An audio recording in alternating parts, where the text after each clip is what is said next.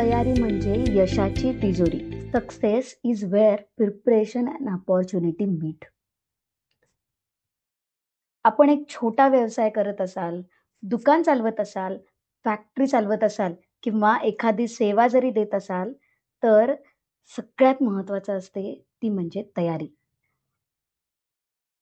तयारी नसेल तर काही गोष्टी घेण्यासाठी, काही गोष्टी करण्यासाठी वेळ लागतो आणि संधी निघून जाते. आणि या उलट तयारी असेल तर संधीचं यशात रूपांतर करता येतं. तयारीचं एक जिवंत उदाहरण आणि जे आपल्याला सगळ्यांना माहिती आहे ते म्हणजे गोदरेज. आजही घरांमध्ये गोदरेजची कपाटं वापरली जातात. कधी विचार केलाय का की ती इतकी लोकप्रिय का झाली? गोष्ट सुरू होते 1897 सालापासून. जेव्हा भारतात एका माणसाने, जो भारतीय होता, त्याने सेफ्टी लॉक आणि लोखंडी कपाट बनवायचा विचार केला आणि सुरुवात सुद्धा केली. त्या काळात लोकं विदेशी गोष्टींवर जास्त विश्वास ठेवायचे. मग गोदरेजने तयारी कशी केली? त्यांनी आधी मार्केट रिसर्च केला. म्हणजे भारतात कुठेही सेफ लॉकर्स नाहीत, हा अभ्यास केला आणि मग त्याचे डिझाईन्स तयार केले. मशिनरी आणल्या, त्या रिलेटेड कामगारांना ट्रेनिंग्स दिले, टेक्नॉलॉजी आणली. लोकांना म्हणजे कस्टमर्सना सेफ्टी हवी होती. त्यामुळे ब्रँड आणि त्या रिलेटेड सेफ्टी असं त्याचं प्रमोशन केलं आणि ब्रँडमध्ये विश्वासाचा ब्रँड, स्वतःची इमेज तयार केली. गोदरेज हे नुसतं कपाट नव्हतं, तर ती सेफ जागा होती दागिन्यांसाठी, कागदपत्रांसाठी. त्यामुळे गोदरेजने मार्केट कॅप्चर करायला सुरुवात केली आणि आज प्रत्येक घराचा भाग आहे. गोदरेजने योग्य वेळी तयारी दाखवली, निर्णय घेतले, स्वतःमध्ये बदल करण्यासाठी जे काही करायला लागणार आहे त्याची तयारी दाखवली आणि क्वालिटी मेंटेन केली. म्हणून तयारी ही अतिशय महत्त्वाची आहे.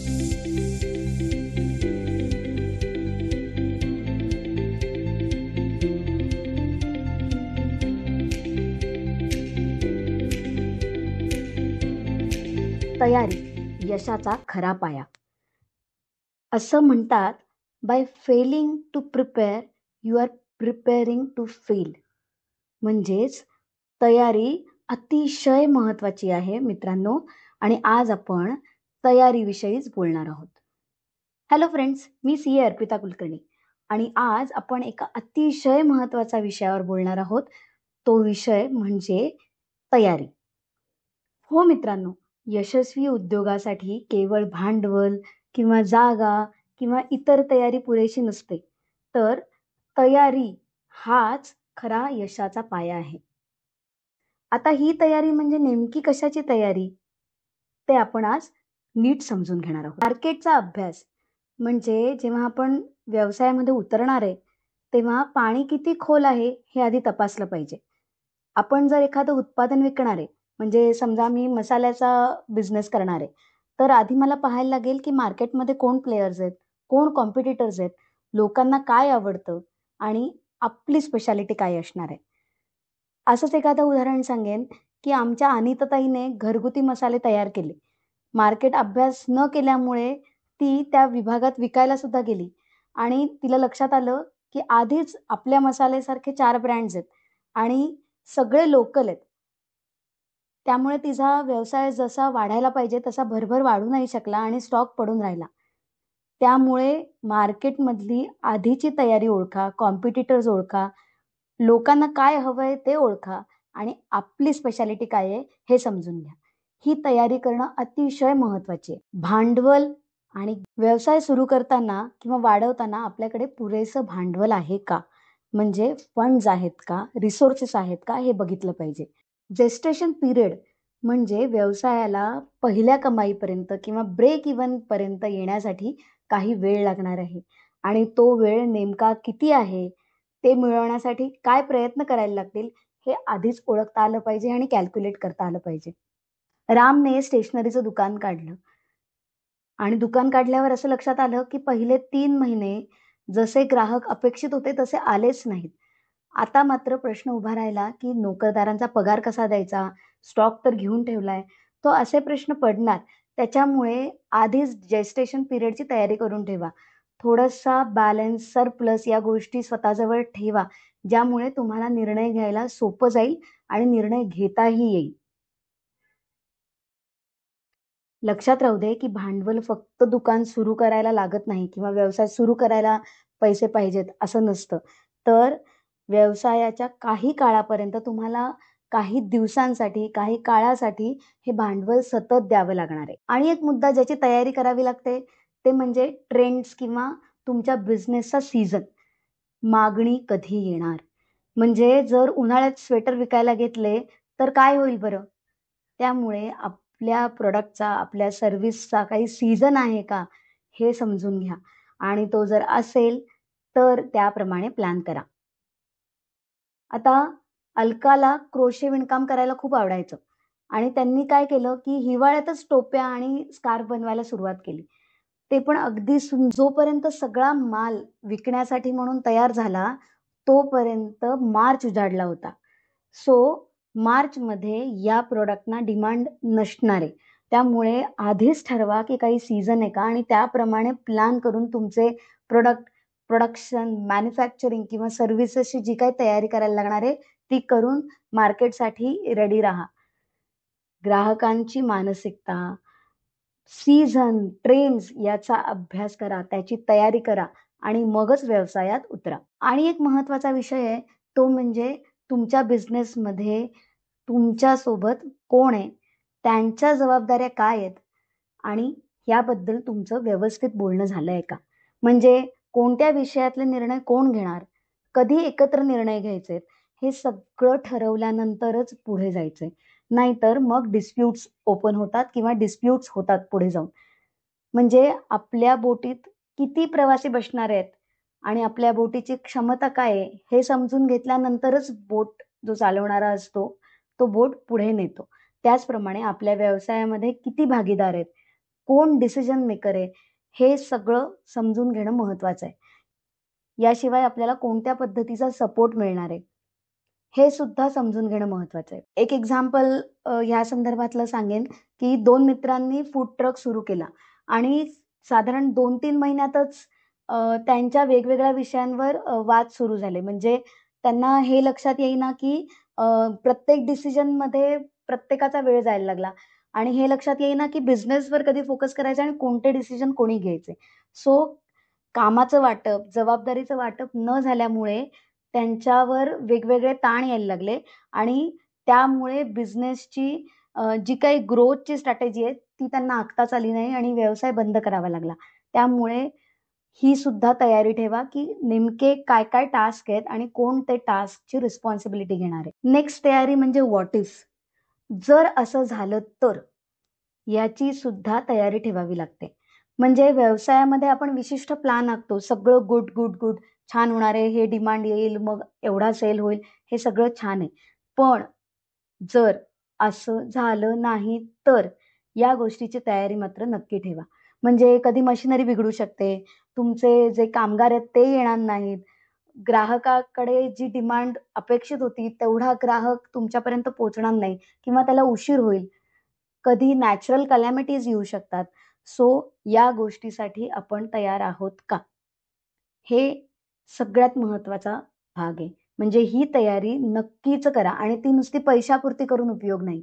तर त्याच्यामध्ये कन्सिस्टन्सी राहील या दृष्टीने जे काही रिसोर्सेस लागणार आहे, त्याची पण तयारी केली पाहिजे.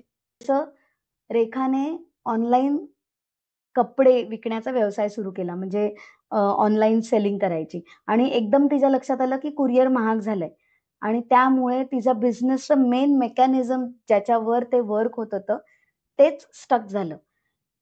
तिने प्लॅन बी ठेवला असता, तर तिला डिलिव्हरी नीट वेळेत आणि तिच्या फंड्समध्ये, तिच्या नंबर्समध्ये मॅच झाली असती. तर व्यवसाय चालला असता. मी मुद्दाम अशी उदाहरणं देतेय, की ज्या उदाहरणाचं वाटतं, की अरे हे तर एवढंच आहे, इथे गेली असती. पण ती तयारी आधीच असली पाहिजे. म्हणजे तो प्लॅन बी तुमचा आधीच रेडी असला पाहिजे. त्यावेळी काहीही ऐनवेळी करून चालत नाही. हां, मला मान्य आहे काही निर्णय ऐनवेळी घ्यावे लागतात. पण जे निर्णय आपण आजच घेऊ शकतो किंवा प्लॅन बी रेडी करू शकतो, ते प्लॅन बी, सी रेडी करून ठेवा. आणि एक गोष्ट ज्याची तयारी आपण केली पाहिजे म्हणजे शिस्त, क्वालिटी आणि तुमच्यामध्ये सतत सुधारणा करण्याची किंवा त्यासाठी लागणारी तयारी. म्हणजे काय, की एकदा प्लॅन केला आणि आता काम झालं. आता मी प्लॅन बी आणि सी रेडी ठेवलाय. आता मला पुन्हा इथे यायचं नाहीये. असं चालणार नाही. तर ही कंटिन्युअस प्रोसेस आहे. म्हणजे तुम्ही प्लॅन करा, पण त्या प्लॅनमध्ये वेळोवेळी जे बदल होतायत, ते पण त्या प्लॅनमध्ये बदल करा. म्हणजे ते प्लॅन अपडेटेड असू दे. ही सतत चालणारी प्रक्रिया आहे. एकदा बसून केलं, झालं असं नाहीये. मार्केट रोज बदलतं, ग्राहकांचे फीडबॅक येतात, त्याप्रमाणे तुम्हाला ज्या काही सुधारणा करायला लागणार आहेत, तो या तयारीचा, संपूर्ण तयारीचा एक भाग आहे. आणि ही तयारीसुद्धा ठेवा, की मला चेंज व्हावं लागेल. मित्रांनो, एक लक्षात ठेवा, तयारी म्हणजे अर्धं यश. म्हणजे जेव्हा एखादा ऑलिम्पिक प्लेयर, धावपटू जेव्हा खऱ्या स्पर्धेमध्ये उतरतो, तेव्हा तो तिथे जेव्हा नंबर येतो त्याच्या मागे त्याची तयारी आहे. सो तुम्ही जितकी चांगली तयारी कराल, जितकं तुम्ही त्याच्यामध्ये लक्ष द्याल, तेवढं तुम्ही यशाच्या जवळ जाणार आहात.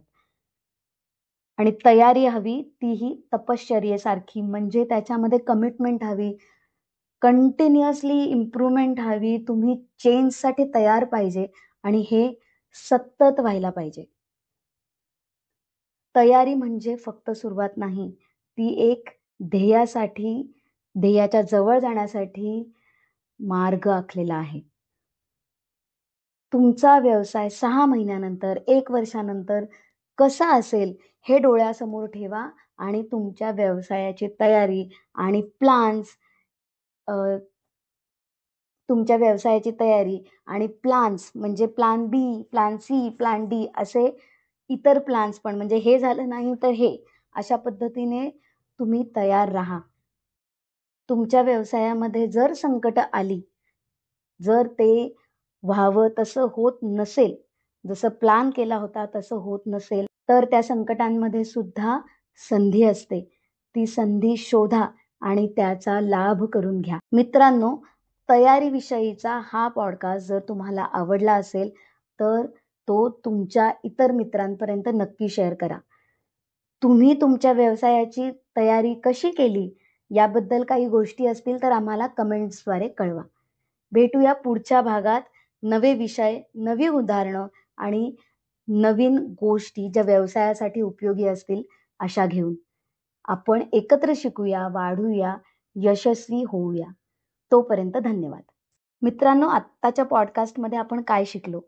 तर उत्पादन म्हणजे तुम्ही जे काही प्रॉडक्ट देणार आहे, सर्व्हिस देणार आहे, ते काय असेल हे तर अतिशय महत्त्वाचं आहेच, पण त्याची तयारी करणं हे सुद्धा महत्त्वाचं आहे किंवा ती नाण्याची दुसरी बाजू आहे.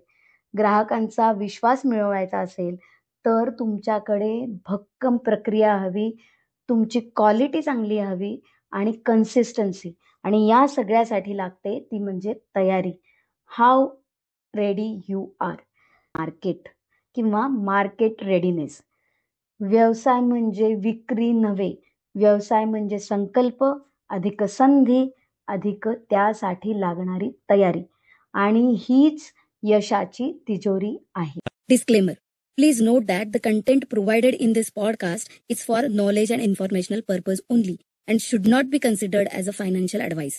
The host, guest, producers of this podcast are not liable for any actions taken based on the information presented.